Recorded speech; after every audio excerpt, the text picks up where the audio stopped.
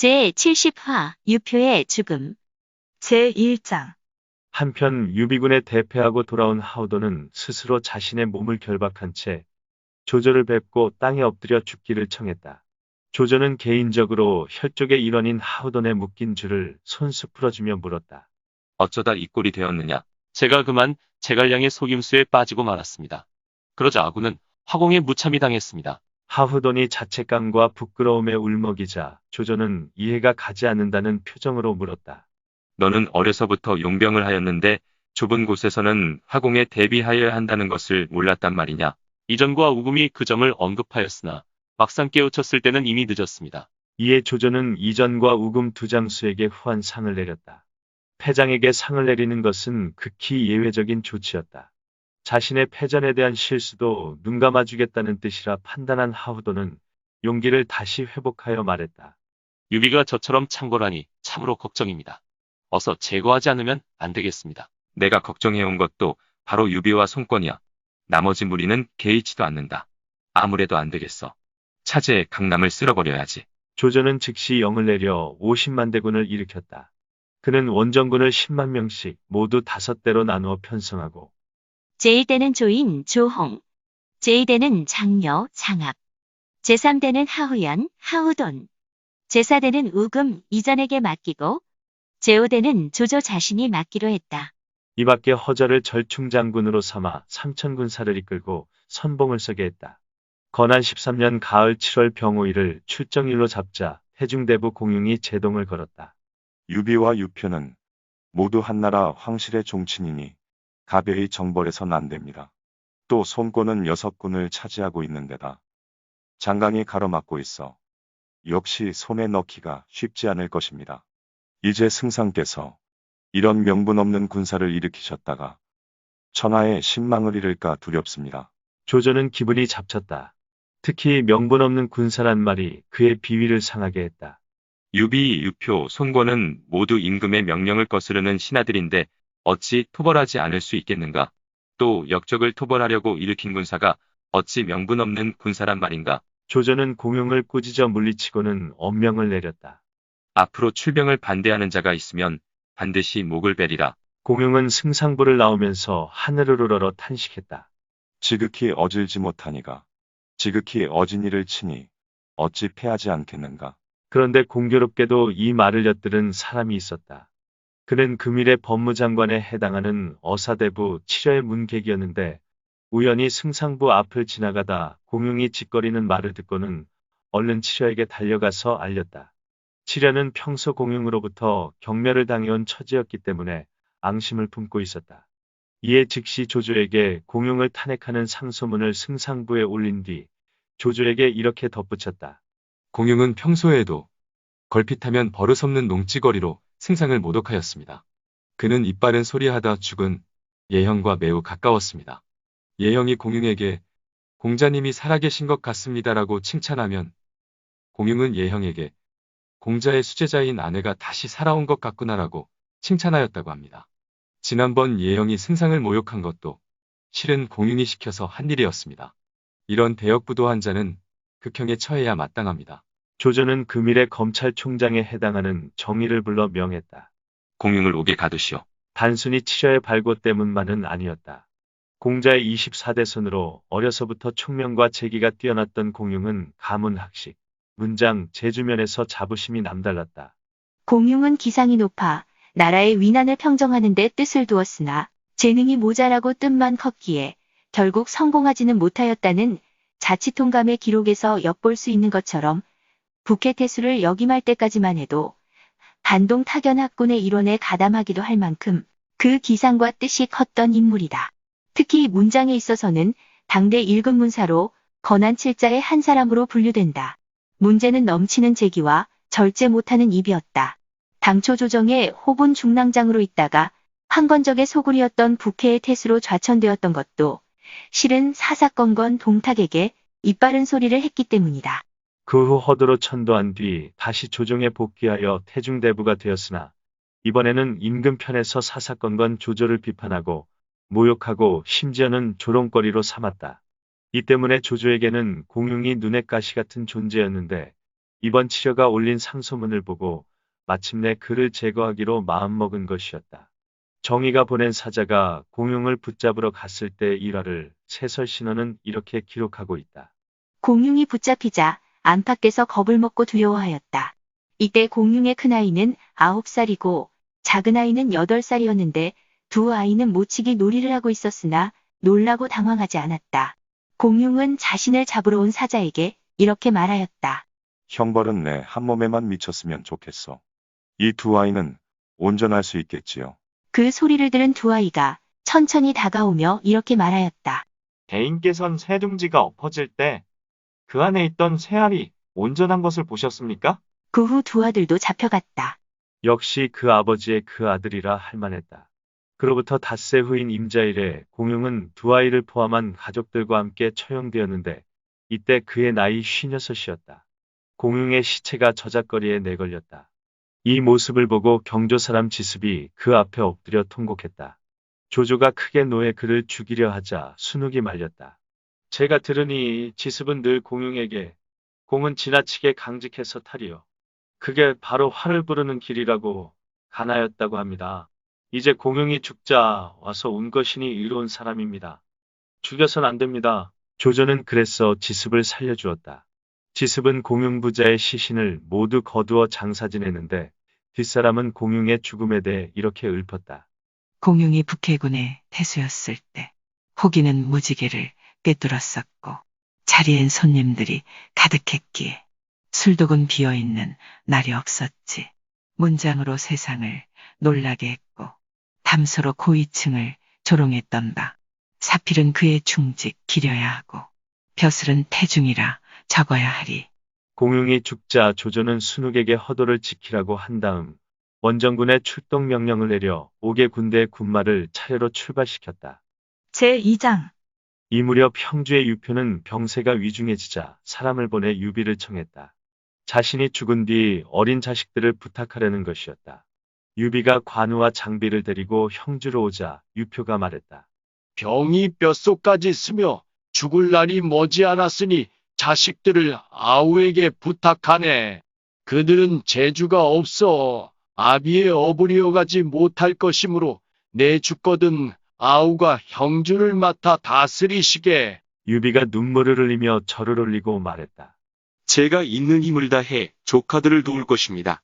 어찌 감히 다른 뜻을 품겠습니까? 그런 이야기를 나누고 있을 때 조조가 대군을 거느리고 쳐들어온다는 보고가 들어왔다. 유비는 급히 유표에게 작별 인사를 하고 밤을 도와 신야성으로 돌아갔다. 병이 깊은 가운데 조조의 침략 소식을 들은 유표는 여간 놀라지 않았다. 이에 중신들을 불러 상의한 끝에 유언장을 작성했는데 그 내용은 다음과 같았다. 현덕이 보좌하고 맏아들 유기가 형주의 주인이 될 것을 명한다. 이 유언장의 내용을 알게 된 채부인은 크게 노해 부중의 안쪽 문을 닫아 걸고 채모와 장윤에게는 바깥문을 지키도록 했다. 강하에 있던 유기는 아버지의 병세가 위독하다는 소식을 듣고 병문안을 위해 형주로 왔다. 그러나 바깥문에 이르자 채모가 가로막으며 말했다. 공자는 아버님 명을 받들어 강하를 지키고 있는 이상 그 임무가 막중합니다. 이렇게 임지를 벗어났다가 동호군이라도 쳐들어오면 어쩌려고 그러십니까? 만일 들어가 베었다가는 주공께서 진노하실 겁니다. 그로 인해 병이 도질지도 모르니 이는 효도가 아니지요. 속히 돌아가시는 게 마땅합니다. 채모가 바깥문을 열어주지 않으므로 유기는 문 밖에서 한바탕 크게 울고 말에 올라 다시 강하로 돌아갔다. 유표는 병세가 위독한 가운데서도 맏아들 유기가 오기만을 눈이 빠지도록 기다렸다. 중신들 앞에서 유기를 내세워 자신의 후계를 분명히 하려는 생각이었다. 그러나 채부인과 채모의 방해로 유표는 끝내 맏아들 유기를 보지 못한 채 8월 무신일 몇 마디 뜻모를 소리를 외치고 숨을 거두었으니 뒷사람은 그의 죽음에 대해 이렇게 읊었다. 듣자하니 원씨는 하북에 거하였고 보아하니 유표는 한양 장악했으나 암탈기 살처대며 온 집안 휘졌더니 가련타 오래자나 다들 망하였구나. 유표의 죽음은 형주에 풀어놓은 세작들에 의해 곧바로 조조 쪽에도 전해졌다. 그러자 조조의 1급 참모 가훈은 유표는 평온한 세상이라면 삼공이 될 재주가 있으나 정세의 변화를 살피지 않는 데다가 의심이 많아 결단력이 없으므로 무능하였다고 할 수 있다. 라고 평했고 정사 역시 유표는 좌담이나 좋아하는 인물로 자신의 재능이 유비를 부리기에 충분치 않다는 것을 알고 있었다. 라고 기록하고 있다. 유표가 죽자 채부인은 채모 장윤과 더불어 가짜 유언장을 만들어 둘째 아들 유종을 형주의 주인으로 삼았다. 그런 다음 소리 높여 고구라고 부고를 알렸다. 이때 유종은 14세였으나 잠옷 총명했다. 곧바로 많은 사람을 모아놓고 말했다. 아버님께서 세상을 드셨으나 형님은 지금 강하에 계시고 또 숙부 현덕은 신야성에 계시오. 그런데도 그대들이 나를 주인으로 세웠으니 만약 형님이나 숙부께서 군사를 일으켜 죄를 묻는다면 어찌 해명할 것이오? 이 물음에 관리들은 미처 대답하지 못했다. 그러자 막녀 이규가 나섰다. 지당하신 말씀입니다. 강하에 속히 부고를 알려 형님을 모셔다가 형주의 주인으로 삼으시고 현덕과 함께 일을 보게 하십시오. 그래야 북쪽의 조조를 대적하고 남쪽의 손권을 막을 수 있을 터이니 이것이 만전을 기할 수 있는 계책입니다. 이 말에 채모가 화를 버럭내며 꾸짖었다. 내가 무엇이고 한데 어지러운 말로 감히 주공의 유언을 거스르는 것이냐? 그러자 이규도 마주 꾸짖었다. 너는 안팎으로 짜고 가짜 유언장을 만들어 마술을 패하고 둘째를 세웠으니 형주 양양의 9개 군이 채씨의 소나기에 들어가는 게 내 눈에 훤히 보인다. 돌아가신 주공의 넋이 계시다면 반드시 너희를 죽이시리라. 채모는 크게 노해 좌우에 호통쳤다. 저자를 끌어내 목을 쳐라. 이규는 죽음에 이를 때까지도 큰 소리로 꾸짖는 것을 그치지 않았다. 하지만 그가 죽임을 당하자 더 이상 반론을 제기하는 자는 없었다. 이에 채모는 마침내 유종을 주인으로 세우고 채씨 일족으로 하여금 형주의 군사를 나누어 거느리게 했다.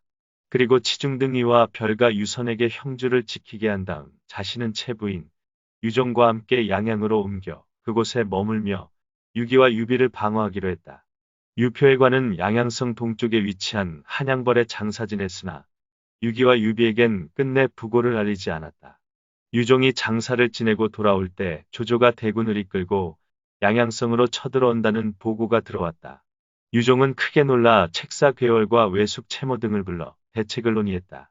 제3장 먼저 인사책임자인 동조연 부손이 말했다. 걱정거리는 조조군이 쳐들어오는 것만이 아닙니다. 지금 강하에 큰 공자가 계시고 신야성에 현덕이 있음에도 부고조차 알리지 않았습니다. 만일 그들이 군사를 일으켜 죄를 묻는다면 형주 양양이 위태로워질 것입니다. 제게 한 가지 계책이 있는데 그 계책대로만 하시면 형주 양양의 백성들은 편안하고 주공의 명예와 자기 또한 보존할 수 있을 것입니다. 유종이 물었다. 그 계책이 무엇이요? 공제 부손이 대답했다. 형주 양양의 9개 군을 모두 조조에게 바치는 것입니다. 그러면 조조는 반드시 주공을 소중히 대접할 것입니다. 유종이 호통쳤다. 그게 무슨 소리요? 네, 아버님 기업을 물려받아 아직 자리도 잡지 못하였거늘 어찌 그걸 남에게 내준단 말이오?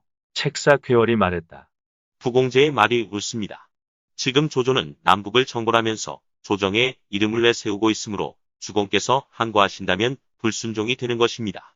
더욱이 주공은 자리에 오르시자마자 밖에서는 외적이 쳐들어오고 안에서는 내분이 일어나려 하니 형주, 양양의 백성은 조조군이 도착하였다는 말만 들어도 싸우기 전에 간담이 선을 하여질 터인데 어찌 그들과 대적할 수 있겠습니까? 괴월의 말에 압도된 유종이 애처로운 표정으로 말했다. 여러분 말을 따르지 않겠다는 것이 아니라 다만 선친이 물려주신 기업을 하루아침에 남에게 내준다면 천하의 웃음거리가 되지 않을까 두려울 뿐이요.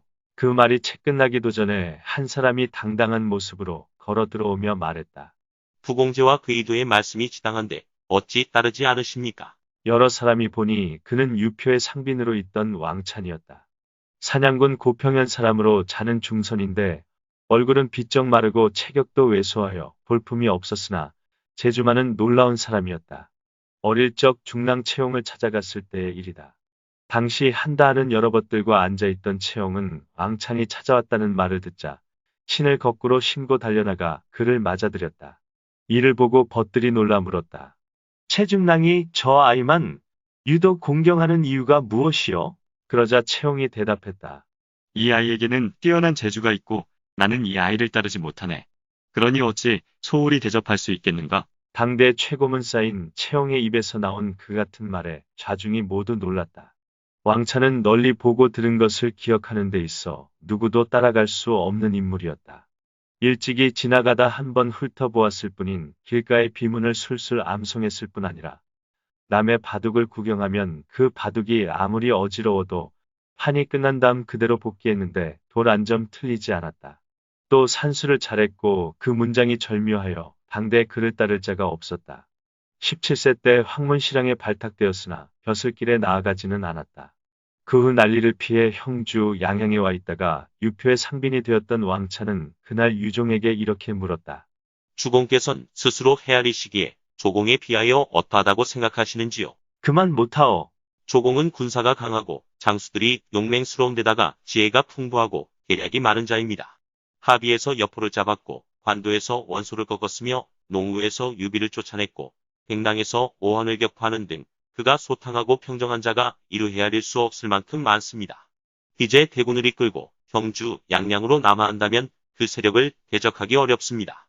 부손과 괴월 두 분 말씀이 좋은 계책이오니 주공께선 공연한 의심으로 이를 늦추어 후회하시는 일이 없도록 하십시오. 왕찬의 논리에 압도된 어린 유종은 두려움이 일면서 조조에게 항복하는 쪽으로 마음이 기울었다. 선생의 가르침이 지극히 옳습니다. 다만 이 문제를 어머님께 여쭈어 보아야겠습니다. 그러자 병풍 뒤에서 이야기를 듣고 있던 채 부인이 앞으로 나서며 유종에게 말했다. 이미 중선 공제 이도 세 분의 의견이 같은데 내게 굳이 구할 필요가 뭐 있느냐. 그분들의 의견을 따르도록 하여라. 채 부인이 그렇게 나간 것은 유언조작 사실을 알게 되면 자신을 추궁하게 될 큰아들 유기나 유비의 존재가 조조보다 더 두려웠기 때문이다. 이에 마음을 굳힌 유종은 항복하는 글을 써서 종사 송충에게 주고 비밀리에 조조의 군영에 갖다 바치라고 명했다. 명을 받은 송충은 곧바로 완성에 가서 조조에게 항서를 바치니 조조는 크게 기뻐하며 송충에게 후한상을 내리고 이렇게 말했다. 돌아가서 유종에게 성을 나와 영접하라고 하여라. 그리하면 유종을 영부의 형주의 주인으로 삼으리라. 송충은 조조에게 작별 인사를 올리고 양양으로 돌아가는 길을 밟았다. 막 강을 건너려 할 때 한 무리의 군사가 다가왔다. 제4장. 송충이 바라보니 다름 아닌 관우였다. 피하고 싶어 그대로 강을 건너려 했으나 그의 등 뒤로 육중한 음성이 날아왔다. 송종사 어딜 다녀오시는 길이오? 송충은 눈앞이 캄캄해졌다. 이젠 꼼짝없이 죽었구나. 오금이 저려 도망칠 수도 없었다. 바른 대로 말하시오. 관우는 그에게 형주의 일을 꼬치꼬치 캐물었다. 송충은 처음에 숨기려 들었으나 관우의 날카로운 신문에 더는 둘러대지 못하고 전후 사정을 사실대로 고했다. 뭐? 항소라고? 그럼 조조한테 갔다 오는 길이란 말이오? 소스라치게 놀란 관우는 그를 유비 앞에 데려가 이실직고하게 했다. 유표의 죽음을 알게 된 유비는 크게 통곡했다. 일이 이 지경에 이르렀다면 먼저 송충을 베고 군사를 일으켜 강을 건너가 양양을 빼앗고 채씨와 유종을 죽인 다음 조조와 싸워야 하는 것 아니오? 장비가 울고 있는 유비에게 그렇게 주워 삼키자 유비가 울음을 그치며 장비를 꾸짖었다. 너는 입 좀 다물고 있거라. 내게 생각이 있으니 그러더니 송충에게로 눈길을 돌려 꾸짖었다. 너는 여러 사람이 이런 일 꾸미는 것을 알고 있었으면서 어찌 내게 일찍 알리지 않았느냐. 이제 너를 처만들 일에 아무 도움될 게 없으니 빨리 돌아가라. 송충은 감사의 인사를 드리고 두 손으로 머리를 감싼 채 쥐새끼처럼 허겁지겁 달아났다. 유비가 근심에 쌓여있을 때 뜻밖의 공자 유기가 보낸 이적이 왔다는 전갈이 들어왔다. 유비는 지난날 그가 2번이나 자신을 구해준 은혜를 생각하고 계단을 내려가 영접하며 제삼 고맙다는 인사를 했다. 이적이 말했다. 강화에 계신 큰 공자께서 형주에 이미 변고가 생겼는데도 채부인이 채무등과 상의하여 부음을 알리지도 않고 유종을 주인으로 세웠다는 소식을 들으시고 사람을 양양으로 보내 알아보게 하셨는데 모두 사실이라는 회보를 받았습니다. 혹사군께서 이 일을 모르고 계신 게 아닌가 하여 특별히 저를 보내 부고를 전하고 아울러 사군께 요청하여 휘하 정예병을 총동원하여 함께 양양으로 가서 죄를 묻고 싶어 하십니다. 유비는 서찰을 읽어보고 나서 기백 이적에게 말했다. 기백은 유종이 형의 자리를 빼앗은 것만 알았지 유종이 형주 9개군을 조조에게 바친 사실은 아직 모르시는구려. 이적은 크게 놀랐다. 사공께서는 어찌 그 일을 아셨습니까? 유비는 송충을 사로잡은 일을 자세히 들려주었다. 그러자 이적이 말했다. 만일 그렇다면 사공께서는 문상한다는 명분으로 유종이 0점 나오도록 유인하여 그를 사로잡은 뒤 그들 패거리와 함께 주살한다면 형주는 사공 것이 되겠군요. 옆에 있던 제갈량이 거들었다. 기백의 말이 옳습니다. 주공께선 그 말씀을 따르셔야 합니다. 그러자 유비는 눈물을 흘리며 말했다. 형님께서 돌아가시기 전 내게 어린 자식들을 부탁하셨소. 그런데 내 만일 그 아들을 잡고 그 땅을 빼앗는다면 죽은 뒤 구천에 가서 무슨 면목으로 형님을 다시 뵐 수 있겠소? 제갈량이 말했다. 그 일을 하지 않으신다면 이미 완성까지 들어온 조조군을 어찌 막으시렵니까? 번성으로 달아나 몸을 피하는 것이 좋겠소. 그런 상의를 하고 있을 때 척후병이 아래오 하고 달려와서 보고했다. 조조군이 이미 방망파에 도착하였습니다. 조조의 움직임이 예상외로 신속한 것에 유비는 놀라고 당황했다. 이에 서둘러 이적을 강화로 돌려보내 군마를 준비토록 하고 자신은 제갈량과 함께 적을 막아낼 계책을 상의했다. 제갈량이 말했다. 주공께선 너무 걱정하지 마십시오. 지난번 횃불 하나로 하후돈의 인마를 반수 이상 태워 죽였습니다. 조조군이 또 왔으니 이번에도 그들을 이 계책에 빠뜨리겠습니다. 그러나 우리가 신야성에 머물러 있어서는 안 되니 일찌감치 번성으로 가는 게 좋겠습니다. 그리고는 즉시 사람을 보내 사대문에 방을 써붙였다. 남녀노소를 막론하고 따르고 싶은 자는 오늘 즉시 모두 나를 따라 번성으로 잠시 피난을 가니 착오가 없도록 하시오. 그리고 손건을 강변에 보내 배를 준비하여 백성들을 구제토록 하고 미축에게는 각 관리의 가족들을 번성까지 호송하도록 지시한 다음 장수들을 한자리에 불러 모았다. 그는 먼저 관우에게 영을 내렸다. 관운장은 군사 1천을 이끌고 백하 상류로 가서 매복하되 각자 포대에 흙과 모래를 담아 강물을 막으시오. 내일 밤 상경이 지난 뒤 하류에서 사람들의 고함 소리와 말울음 소리가 들리거든 급히 막았던 물을 트고 물살을 따라 하류로 내려가서 응전하시오. 다음으로 장비에게 영을 내렸다. 장익덕은 군사 1천을 이끌고 박릉 나루터에 가서 매복하시오. 그곳의 물살이 가장 느리므로 조조군이 수공을 받으면 반드시 이곳으로 도망올 것이니 이때 기세를 타고 달려들어 응전하시오. 다음에는 조은에게 영을 내렸다. 조자룡은 군사 3천을 4개 부대로 나누어 3개 부대는 서문, 남문, 북문 밖에 매복해두고 나머지 1개 부대는 직접 이끌고 동문 밖에 가서 매복하시오. 매복에 앞서 성 안의 민가 옥상에 유황, 염초 같은 이나물질을 많이 숨겨놓으시오. 조조군이 입성하면 반드시 민가에서 쉴 것이고 내일 해가 지면 반드시 큰 바람이 불 것이오. 바람이 부는 것을 보거든 즉시 서문, 남문, 북문 밖에 매복한 군사들에게 성 안으로 불화살을 쏘고 성 안에 불길이 크게 일거든 성 밖에서 함성을 질러 기세를 올리시오. 오직 동문 하나만은 그들이 도망가도록 방치해 두었다가 동문 밖까지 그들을 추격하시오. 그리고 날이 밝거든 관우, 장비 두 장수와 함께 군사를 거두어 번성으로 돌아오시오. 끝으로 미방과 유봉 두 사람에게 영을 내렸다. 두 사람은 군사 2천을 이끌되 절반은 홍기, 절반은 청기를 꽂고 신야성 30리 밖에 있는 장미파 앞에 가서 주둔하라. 조조군이 보이면 홍기군은 왼쪽으로 달리고 청기군은 오른쪽으로 달리게 하라. 그러면 적들은 의심이 생겨 감히 추격하지 못할 것이다.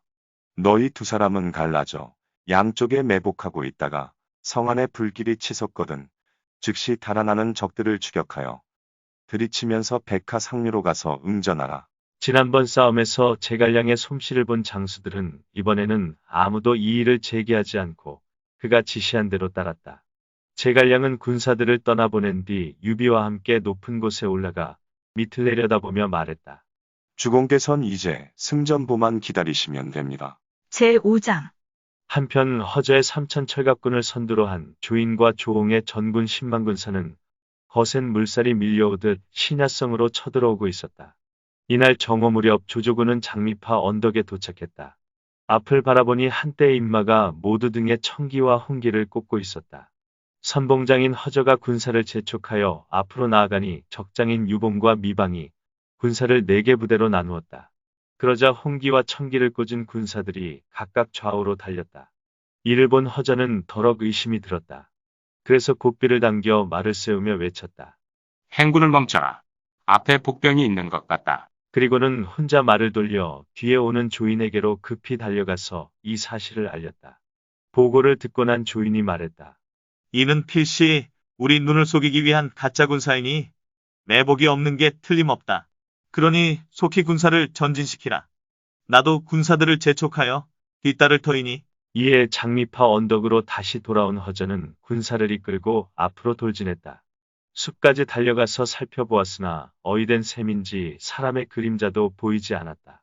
어느새 해는 뉘엿뉘엿 지고 있었다. 허저가 다시 전진하자 산 위에서 요란한 나팔소리와 북소리가 들려왔다.